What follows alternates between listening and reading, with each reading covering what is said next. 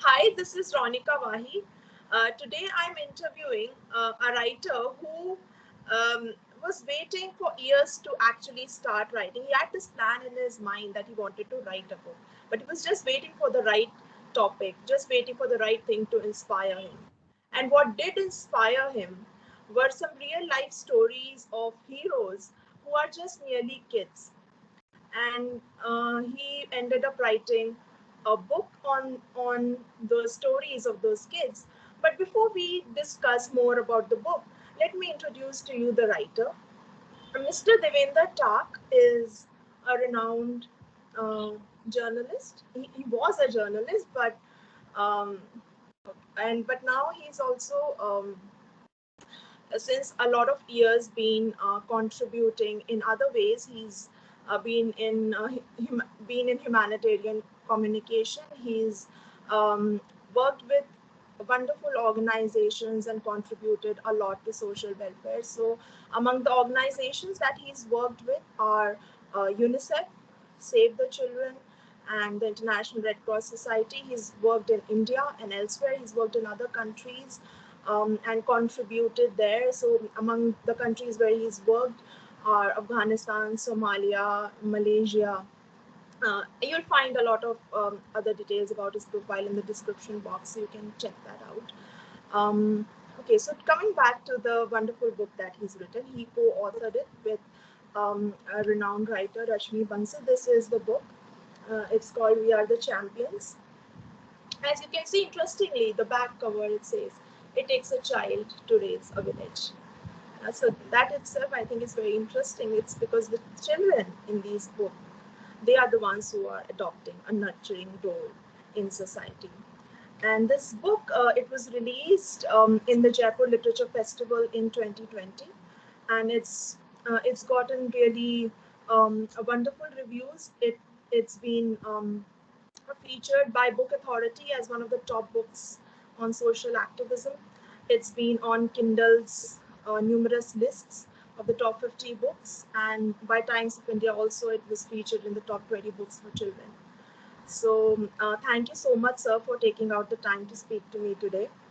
And okay, so before I ask you anything else, I want to know more about this decision that you took of writing this book. How did you finally decide that yes, this was the thing that you wanted to start your writing journey with? How did you convince yourself that this was the way to go? Okay, so yeah, and thanks for inviting me for the interview, and also hello to all your subscriber base. So yes, yeah, the question is interesting. Uh, a lot of people today and even earlier have had the aspiration to write a book. Uh, but this particular book came about for two reasons. One is that I met these children whose stories were just so compelling, so amazing. Having lived for a long time on this planet, I've not really met such inspiring people very often. And to find that these children were not only helping to improve their own lives, but were helping the community, the nation, and the world really shook me up. And I thought that it'll be a waste if their stories are not documented and shared to inspire other people and especially other children to also think of a bigger purpose and to contribute to the world being a better place. So that's the first reason. And the other reason was, of course, Rashmi. Rashmi Bansal has been a friend and a fellow journalist. And of course, I mean, she's one of India's best-selling authors, record sales for all her books till now.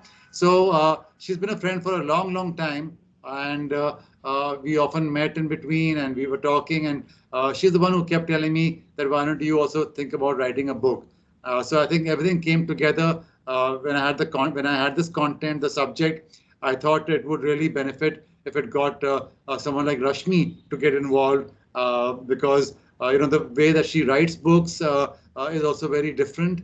And I'm sure we'll talk more about that. But Rashmi's style is basically a style which is very Indian, and it also does not pretend to be very intellectual or very high flying. It's very down to earth language that is presented here, and a chatty language which engages the readers. So yeah, Rashmi Bansal and the children themselves, they were the only reasons why this book came about. Okay, I think this factor that, the way you're talking about this writing style, that it was sort of very chatty. I think it just works in this particular book's favor a lot, because it's, for one, it's easily understandable by people in that way, right? Because it's not something very difficult to follow, and the way the stories go, it's like, you are actually telling somebody that this is something, this has happened to this person, and then you're showing the pics and the people involved in that kind of work. So I think it's actually like taking the people into the world of those children. So I think that does add to that. I mean, of course, the stories are real anyway, and it just adds to that whole aura of realism about this work. So, okay, so you have spoken to these children, right? You worked closely with them. So, I want to understand what were some of the common characteristics that you saw in these children, which makes them special and different from, say, not, I won't say just other children, but other people. What is it that is so unique about them, which makes them take a leadership role at such a tender age? So indeed, the challenges for children, and particularly children from underprivileged backgrounds, are quite similar in India. And the biggest problem is poverty, which also is leading to lack of education and health services. So that also leads then to child marriages and to child labor, even trafficking and other issues. And of course, all these children in the book have in different ways, been through this cycle of tragedy. But these are heroes, they are champions. So they have had some positive aspects to their personality, which has contributed for them to not bow down, not to get knocked down by circumstances. And so you find, for example, I find that all the children here, they had a vision. They always had something bigger to achieve and to think about than just their daily survival. All the children here, in fact, most of them are from very, very poor backgrounds. Some of them really, did not have any education also, but they're always thinking big. They are thinking, how can they help others? And I think if you really single out one thing, it's about helping others, keeping other people's interests in mind. And we all know that even Gandhi said, find purpose and the means will follow. So the bottom line is that, I mean, if I genuinely believe that if you have, something, to aspire for, which is more than your personal daily needs, and you're really helping to uplift the society and other people in the community and beyond, then something magical happens. There is some force of nature, or whatever you might want to call it, divine intervention or whatever. Something comes about and gives you the courage, gives you the stamina, gives you those circumstances and those motivations to overcome the circumstances. And these children, you will read the story. So, for example, Sumit is a boy who uses rap music. And we know that even during COVID, for example, in the slums of Delhi, he was, using rap music, which was then later featured by a lot of news channels in India, because to spread the message about hygiene and keeping distance and social distancing during COVID, that's what Sumit rapped about. So people get bored of just seeing the same pamphlets or the same loudspeakers coming and telling you to do ABC things. But here Sumit is making it very playful, entertaining, and when you listen to this music, you really feel the connection, and you get drawn into the approach that is being suggested in those music. Then you have a child actually who's playing cricket. You have two children here who have actually been to New York and spoken to world leaders at the United Nations General Assembly. So one girl is from the Sundarbans, Anuyara, and she is perhaps the most well-known from among all these children. She went to New York, twice, I think, and spoke to world leaders there. And she's been to various global youth forums in Cairo and other places, and been the beacon for child rights. So just like what we talk about Malala, or you talk about Greta, Anuyara is of no lesser stature.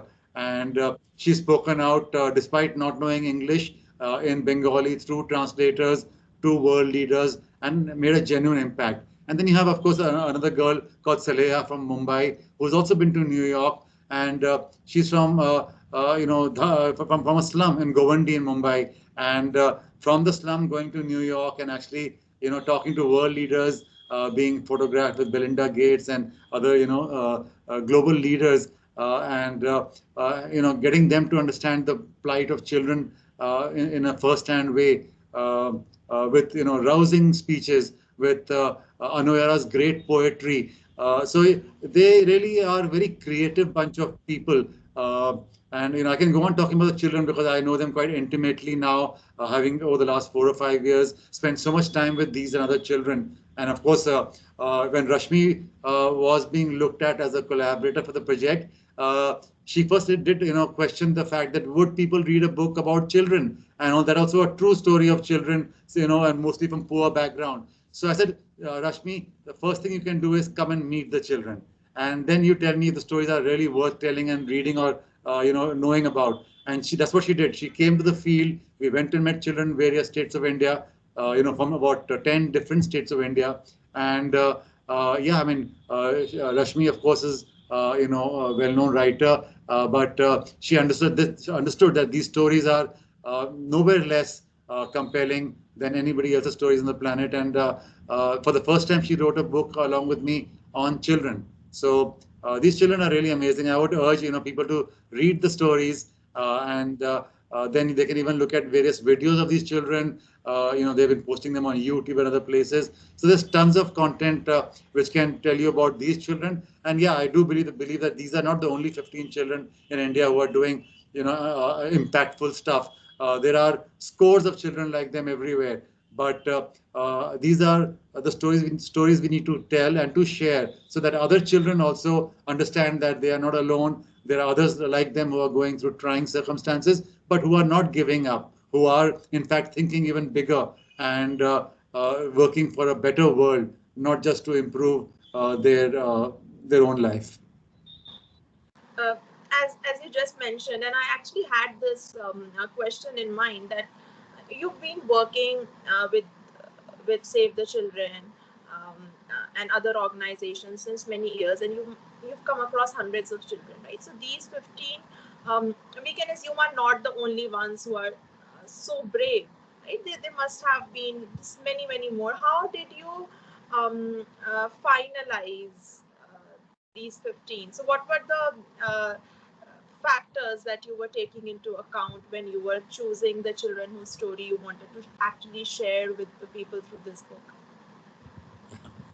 That indeed was a big challenge, because, of course, when you want to actually write a story on a child, you have to spend 2 or 3 days again with the child and do audio, video recordings, and then do transcriptions. So it's a lot of effort. So to actually come down and zero down on these 15 children was a tedious task. But it was all, I would say, Rashmi in a way, because she understood that each story needs to be different. So, we can't have 2, 3 children doing phenomenal work, but in the same area, or with the same challenges, or with the same solutions. So the stories had to be of 15 children, but 15 different stories. So therefore, while there were so many other children working on child marriage or trafficking or education or health or menstrual hygiene, child labor, but we plucked out those stories which were stories of children who had made impact, but also whose stories would be, in a way, inspirational. So, for example, I mean, we have Anju Verma in Haryana. I mean, she is running now her own NGO called Bulan Udan. And, we plucked her out because she was sitting in a village and she heard a video van going and talking about child rights. And then she didn't come from a poor family, but she decided that despite the fact that, girls were not encouraged to go out and really move around, doing things, she would take up the challenge. And she got together her friends and they began to start doing work on child rights. And now she's got her own NGO. So the fact is that, I mean, we found children who had really done impactful stuff and who were also likely to continue to do, stuff, going forward, in a good way. And of course, I mean, people like Anuyara and Saleha were, direct selections because there's no other child really who's gone from India and spoken at the United Nations General Assembly. So then there was like Shailendra in Rajasthan. So he's a boy. I think Hindustan Times did a story on him a few years back, or maybe India Today, and they were saying Shailendra colon marriage breaker.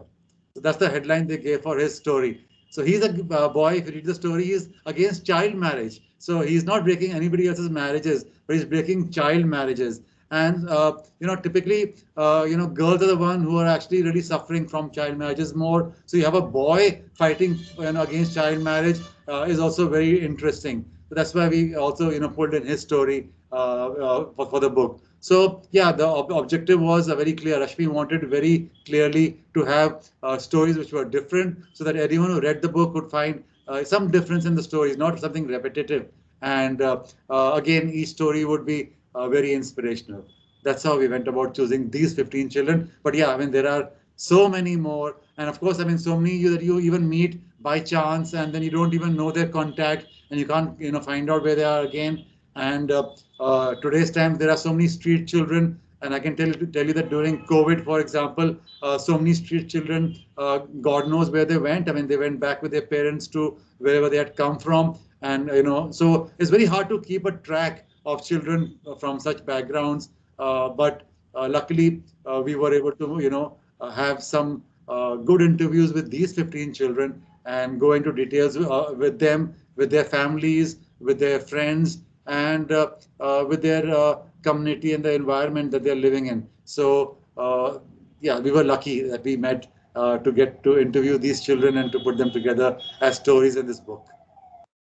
I think by taking up different stories also, I think it has helped in highlighting many different kinds of issues also. It's not like just having lack of resources is one issue. There are a lot of other social issues that are plaguing kids, and a lot of maybe lack of cooperation also from a lot of people. So I think that difference is also coming about, that there isn't just one thing that they have to deal with. There's a lot that they need to fight against. To give you an example here, to give you one more Yeah, example here. yeah. So like there's a boy called Mohammad Hasnain Lone from Kashmir. So Kashmir we always look at from different lenses, conflict and etc. Many things. But here's a boy who actually took up the battle against drugs, against people who were peddling drugs in his village. So that's again an offbeat story, because Kashmir you will not really look at a child champion doing this kind of work. And his own house was burned down. It was burned to the ground. And but his family supported him tremendously, and he continued to wage the battle.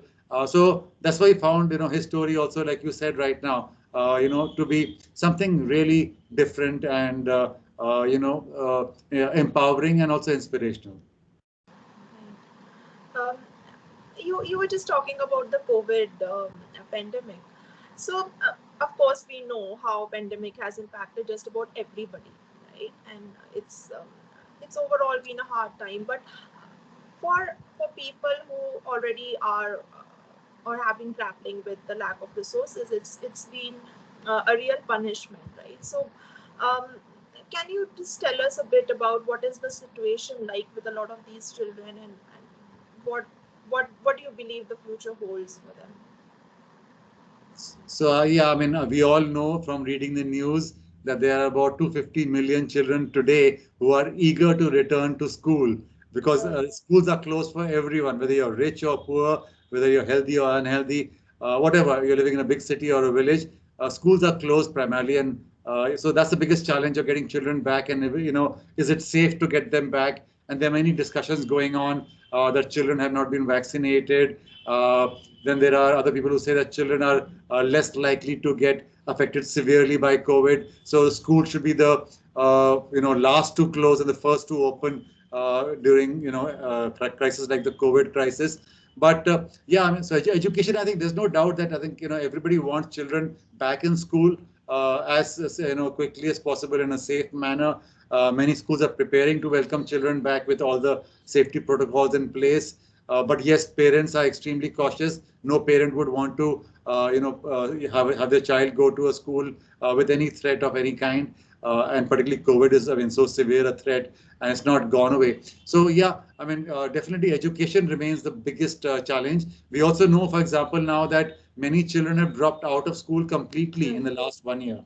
I was reading a story somewhere else about a month or two back that even in Haryana, for example, there's been a 50% or more dropout of children who were registered in schools. So just the sheer number of children registered last year in schools who were school-going students and the number who are registered today is 50% less. So where are these children gone? What are they doing? And what will happen, about their lives? And we keep saying that India has one of the biggest populations in the world. It's also got a very young population, which is like a double-edged sword, and or I can say it's got two aspects to it. If the population is educated and they have capacity and their skills are built up, they can make the nation richer and more prosperous. But if on the other hand, that population is unhealthy, uneducated, they can be a bigger liability on the nation and actually pull us down in the decades to come. So yes, I mean, it's not the challenge only for children or their parents. It's for everyone who is living in India. In fact, in any country around the world, we need to have children going back to school as quickly as possible in a safe manner. And of course, we know that poverty also is an issue where many people have lost their livelihoods, and therefore in India, for example, they are very much prone to pulling children into child labor. There's also a threat of increased trafficking. I don't know the figures, but I'm sure that children are in much greater danger because children are always the most vulnerable during any crisis. So yes, we don't know when COVID will go away completely, when life will become normal completely. But we do need to know that children have their own specific needs, and to get them back to school, not to go only to school, also for children to be able to interact with their friends, with their teachers, and with other relatives, to meet people, to go out to movie halls, to go to restaurants, to go on holidays. I mean, the things that children should normally do, which is all about childhood is all about learning and growing and meeting people. But if you're locked up in your house and just interacting with your parents or a few other people, the growth is not very good, I would imagine. And plus, there's an issue of anxiety, depression. We know about increased violence.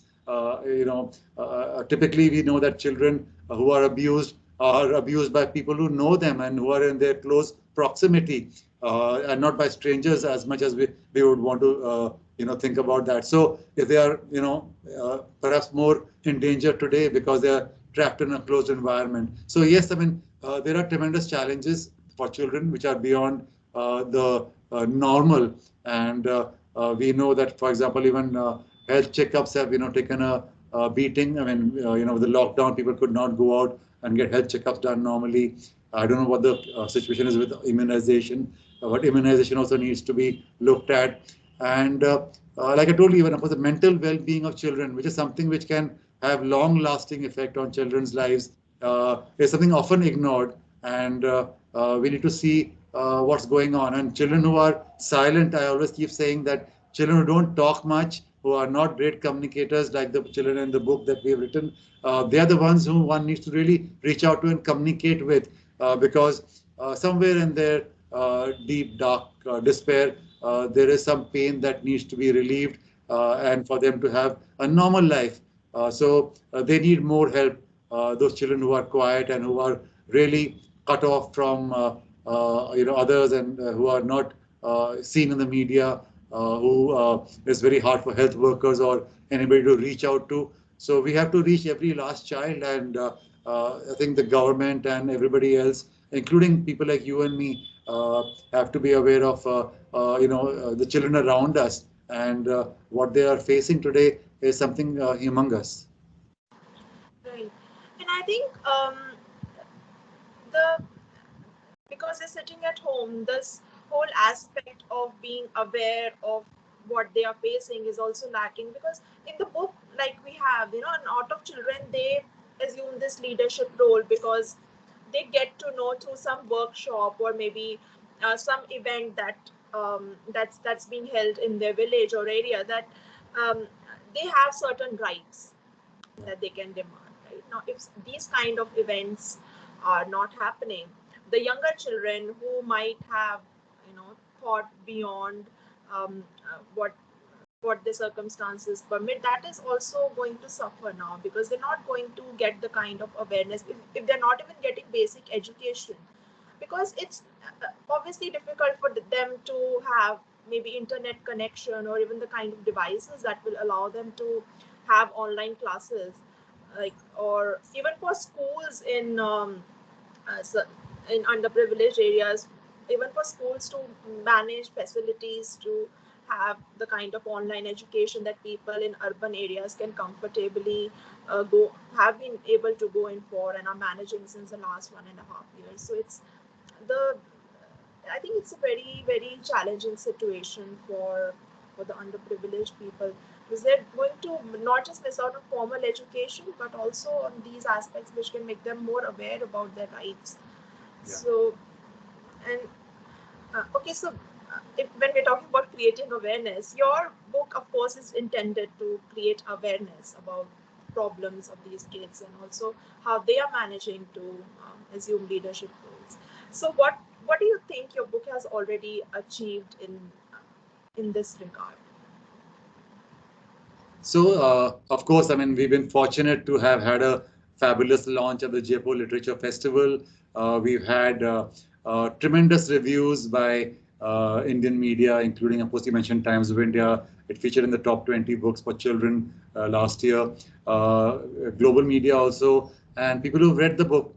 And, I don't want to talk too much about the success of the book, but a couple of these children, for example, like I can say Anju Verma or Shailendra, have taken these books for meetings with senior government officials, and I can say at the highest level, even in the ministry. So definitely it adds to their credibility when these children are recognized, in the format of a book, and that is being reviewed and talked about in media. When that book is taken and presented, it gives them a bit more credibility.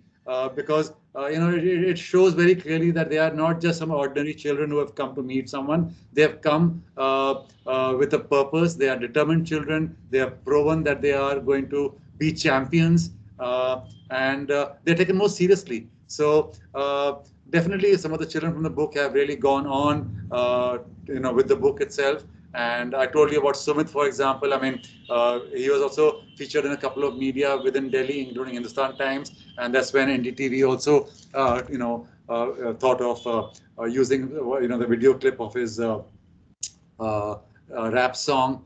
And so, yes, I mean, media attention definitely, helps to draw attention to these children. And like Anju Verma, her NGO Bulan Udan is getting a lot more support now, and she is doing much more work. She's expanded her work from Haryana to other states, and she can look at that as a full-time, focused, career or work option in the future. And I know that even Shailendra in Rajasthan also is looking at opening up an NGO. So yes, I mean, many of these children have got the right breaks through this, but we do need more awareness from the book. And unfortunately, as you know, there was a COVID once the book was launched last year, and the book just hit the book stands around end of February or March, and that's when all the bookstores closed down, and even Amazon was not delivering books. So the book did well on Kindle, but we had planned a few launch events in Mumbai and others. We had planned an event in Mumbai with Twinkle Khanna at a bookshop. It was just to take place on 1st of April or somewhere around then, but then there was a lockdown or whatever, and the event was cancelled. So we had many such activities planned, but the book, therefore, I would say, did lose some momentum at that point of time. And in fact, all books everywhere had, got diminished sales in, various platforms. But I feel the book, is a long-lasting book, because these stories are going to be really interesting for a long time to come, because they're tackling challenges which we've been fighting as civil society, as governments for a long, long time.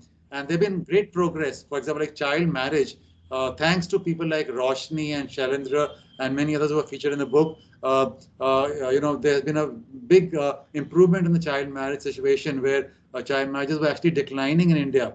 But unfortunately, we've had COVID. We also had other emergencies in between. There were cyclones and floods, and there were droughts in between in various states of India. So the children have, again become more, I would say, vulnerable. And child marriage parameters, I don't know what the current numbers are, but I fear that there will be an increase in child marriage now. So a lot of the progress made in terms of education, health, social awareness, or whatever, all that may have lost ground because of COVID, and therefore there's a need to now continue to work on the same issues. So these children, they have shown that change is possible.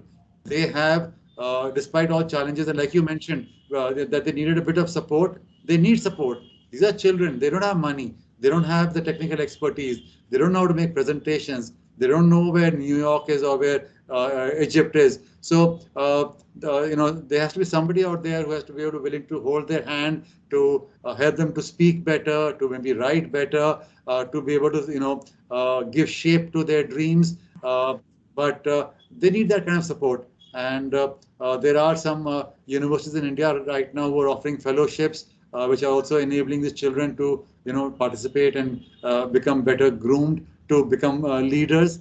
But so though they have the potential within them to be leaders, they have the vision, but they do need support, financial and otherwise, to give it a real shape. And I think that's what we need to do, because the challenges have increased now. And with COVID, unfortunately, we are faced with this, with children really having, lost out on education completely. I would say that even though we're having online classes, most people will tell you that the online classes are not really, in any way equal to being in a school. So, how do we make up the loss of time and the growth of these children's minds and bodies? That's going to be a severe challenge. And while we keep talking about vaccines and everything else, the children have very specific needs, and that's what needs to be looked at. And we can't do anything for children without children themselves being involved. And that's where these champions come in, because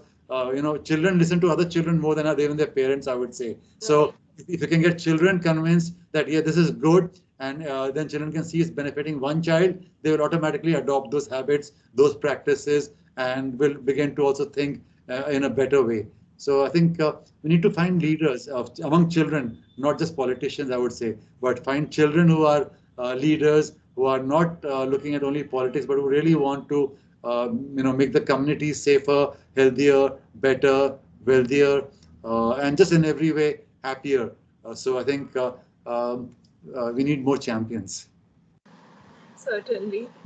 Uh, I think since this book is about generating awareness, right? So, and because you were unable to go in for promotional events, so what are the strategies that you've used so far or are planning to use to actually promote this stuff so that it reaches more people and actually fulfills the purpose that it was written for? So I think there's a change of game plan. I mean, instead of going with celebrities and with book launches and bookshops, because that's not possible even today. So I think the target now would be to reach out to schools and to universities. So while We Are the Champions is a book for every age group, but definitely, if you ask our personal preference, we want more children to read the book, because they should, children also today are, much more aware. So even, for example, our own children, go to better schools, I would say, but they are not, I would say, they're not unaware of the plight of poorer children or the causes which affect their well-being, and they are concerned. If you can take the book to private schools, to government schools, perhaps even make it part of the curriculum, or some kind of extracurricular activity within schools. I think that's the way to go forward, because then children will see that, yes, here are other children who have done some amazing stuff, but we can also be like them. And they had no resources. We have at least some resources. So someone told me, I must tell you this one story. So we had done the book launch in a few universities and schools before it closed. So I think I was again maybe in Jaipur in a university or somewhere else, or maybe even Lucknow. But the children said that, we are so busy with our studies. We have, so much of homework. We have examinations. So how can we get into, these kind of social causes? So I told them, please read the book, because these children who are out here talking about here, some of them are living on the streets today. They don't have lights to even read a book. They don't have, food to eat. Sometimes they skip meals. And if these children are able to do something for the community, and I'll give one more example. One of the children in the book also, or maybe some other child champion that I met recently, even during COVID, uh, there was money or even food being supplied to their family because they were really in a dire situation. But this particular child champion took all the food that she was given and distributed to other people in her neighborhood, people living maybe on the streets, because they were in a bigger and worse situation. So, and her father herself was very astounded. He says, and he didn't stop her because he said, I mean, just to look at that attitude was really impressive. That even while we don't have anything to eat in our own house, but she felt that somebody else, maybe a lady who's got 5 children and she's alone, she needs the food more than us.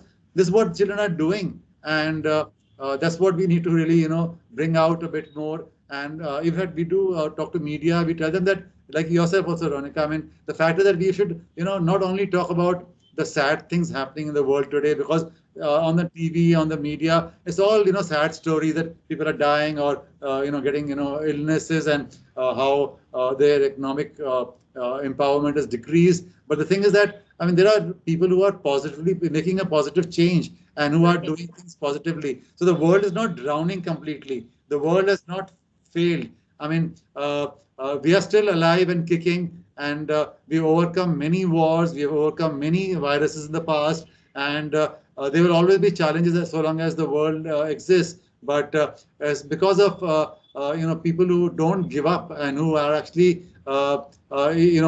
even made bolder and stronger because of challenges, and their entire creativity and passion comes alive in tough times. It's those leaders, those champions which take us forward. And we must find these people, find these children, and empower them, because they are the nation's future. They are the world leaders of tomorrow. And we definitely need people to lead the world, maybe even more powerfully than what our leaders have led in the past, because we've come into a dire situation right now where whether it's climate change or the oil crisis or the energy crisis or health or any other issue. I mean, humanity is severely challenged today. And our previous world leaders have not really been able to help us to overcome all the challenges. There's no magic wand that can, take, humanity away from challenges. So we will need leaders of even greater resolution, of greater passion, of greater commitment, and greater intelligence in times to come. And that's why I think, all of us need to, thankfully you're doing this interview right now. Similarly, there should be other people, talking about children's issues and talking about, the planetary issues, because we have to all come together, and only if we are together, united, and helping each other, can we come through this, not by looking at our own selfish interests. Right. Besides what you've done for the children as part of Save the Children, or through um, sharing their stories, you've also done a lot of other social work. Like you've also contributed towards disaster management in the past, and you've worked with various organizations in various geographies. So, do share about some of the stuff that you've done. So yes, I mean, I must tell you that I was a journalist earlier for a long time in Mumbai, and then I moved to the development sector, very much by chance. But I must tell you, I'm really proud that I worked for two organizations, like the International Committee of the Red Cross, ICRC, which is there to look after people during conflict or war, and then the International Federation of Red Cross and Red Crescent Societies, which works during natural calamities. Now, the fact is that with these organizations, of course, I got to travel a lot. I was in Afghanistan also with the Red Cross and a couple of missions there, and I visited orphanages and met children in health camps. And one story I remember from that time is that I saw in Kabul there was a big school there, and one of my Kabul colleagues, Afghan colleagues, he told me that the school is made by the Indian government. I was really proud. I said, wow, let's go take a look. But then I went and it's like completely a new building. And I said that, is it very new? This is not very new, but it's a couple of years old. But unfortunately, no child has ever come to study here because this is a girls' school and girls are not allowed to come and study. Or they are allowed to come to study, but their families are very scared of sending them there. So, while being a journalist in India or a business journalist, one was preoccupied with other things, about the economy and how to make money in the stock market, etc. But then here you come to a situation where you see the real life. You see that children are not able to go to school for various reasons, because whether it's poverty or gender or other issues. And then you have children who are facing malnutrition. So I was in Somalia during the Horn of Africa drought. I was the global media manager for the Save the Children, and it was really, really shocking. I can tell you that was the worst thing that I've ever seen in my life. Went to some very remote villages for some health camps that we were conducting there, and some villages that we were crossing, I would find suddenly there were all these small infants lying on the road, unattended. So you would stop the car, vans, immediately and stop and see what's happening to these children who are lying under trees, small infants, because they're wrapped up in a shawl or something, just kept under a tree. We found the story that these children were all acutely malnourished because there was no food or money that their parents had, so they were not able to feed the children, and they didn't even have $5, which is what it takes only $5 to take a child in a bus from a village to the main cities where there are government hospitals and where they can get free treatment. But these families could not afford to have even $5 for paying a bus fare for to save their own child's life.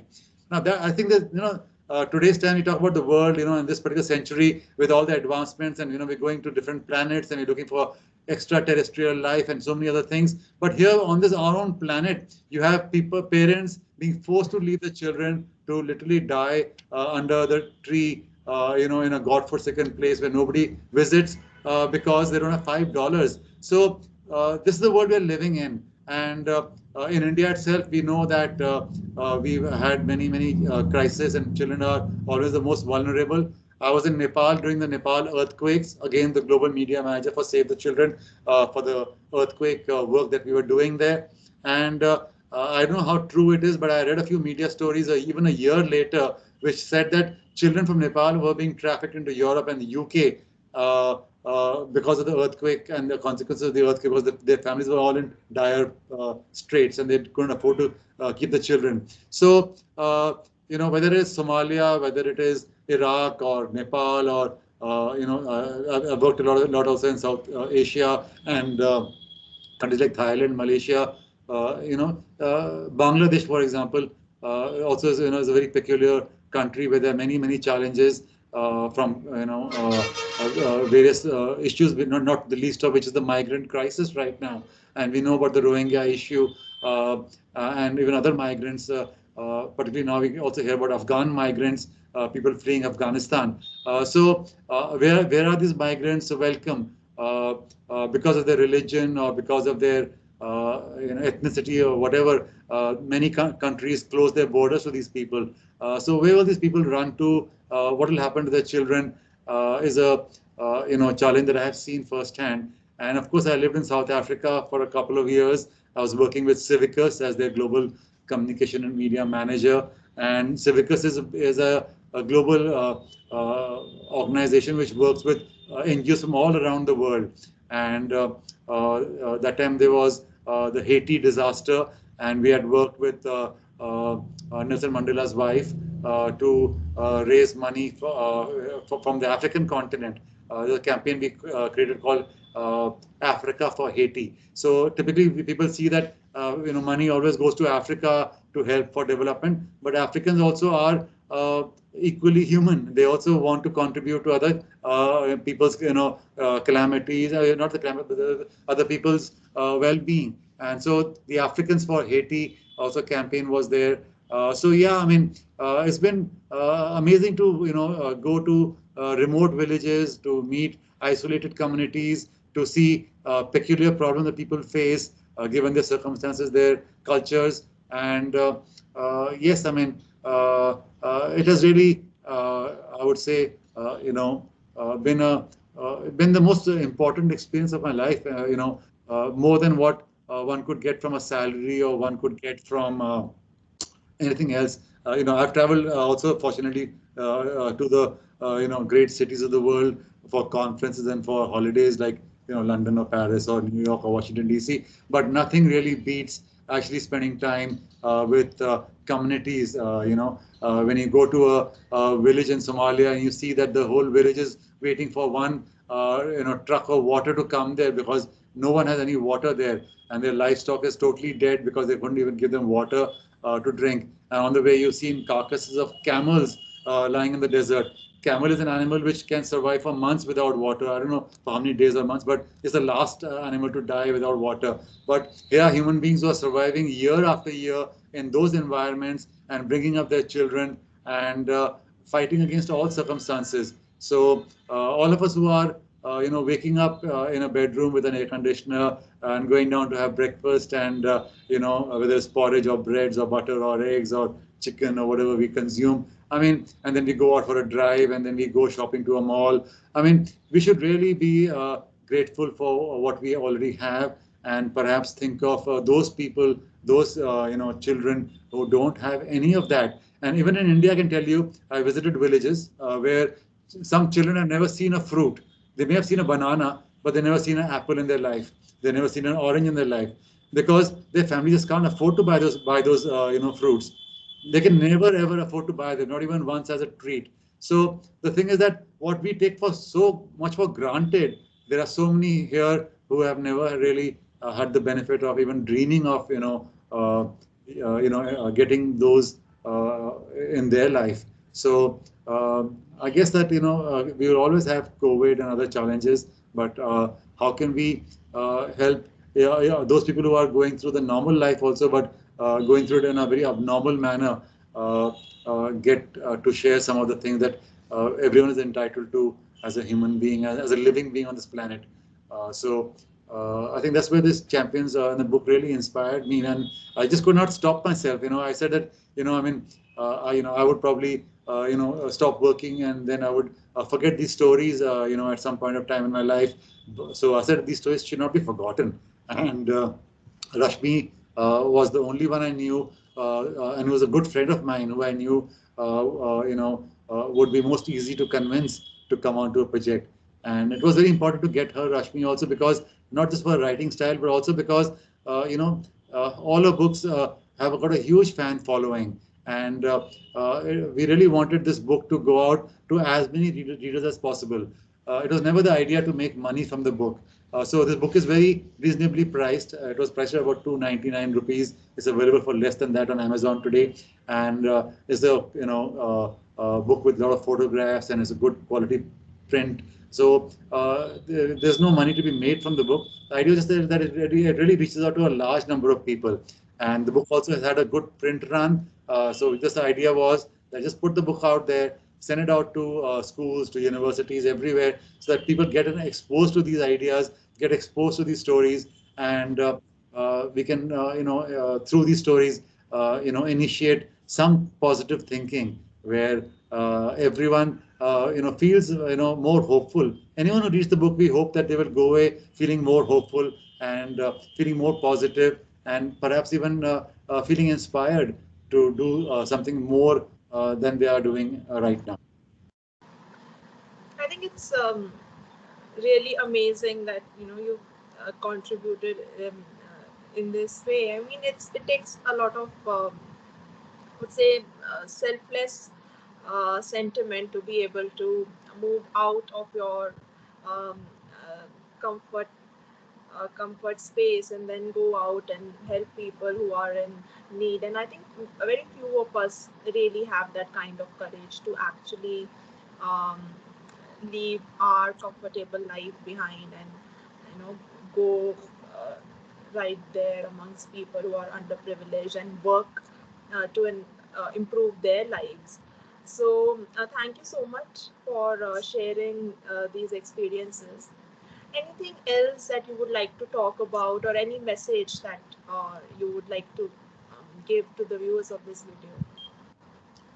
No, I just hope that everyone gets a chance to at least read some of the stories of the book. And people who are parents and who are teachers, etc., I would really urge them to have the book shared with their children. And I know for a fact that children don't read books so much as we used to. At least when I was young, I would read even 2 books or 3 books a day. But uh, I think it is very important that whether it's on Kindle or whether it is a paperback version of the book is read. And then I think some well-meaning people, whether it's teachers or people in government or corporates, they can even reach out to these children and see how they need further support. And it's not just these children, whether it's Saleha or Anju or Julima or Rumi or Shailendra or Roshni, but I think everyone that these children know in their circles also need support.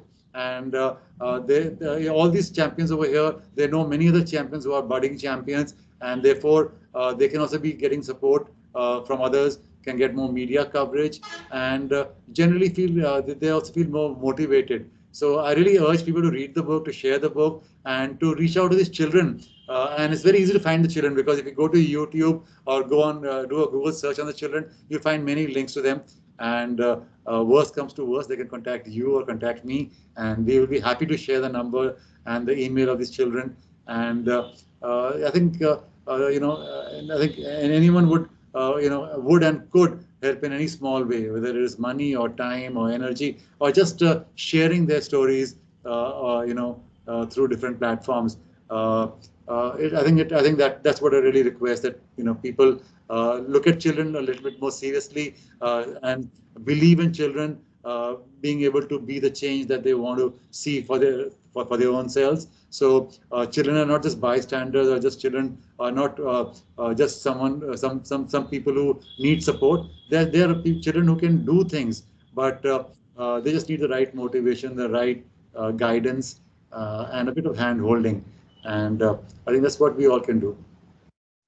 Thank you again for your time. Uh, Hopefully, this video has inspired you to maybe help the way um, you can. It could be any way, um, through helping by way of providing resources, maybe giving, dedicating some time and effort to people, or just helping in generating awareness. So, if you want to see my review on this book, um, you can go to my book review blog. It's ronikawhite.blogspot.com. I will put the exact link of the review in the description box, and I'll also add the Amazon links for this book. So do check it out and do read it. In fact, and if you enjoyed watching this video, please do like, share, and subscribe. Thank you.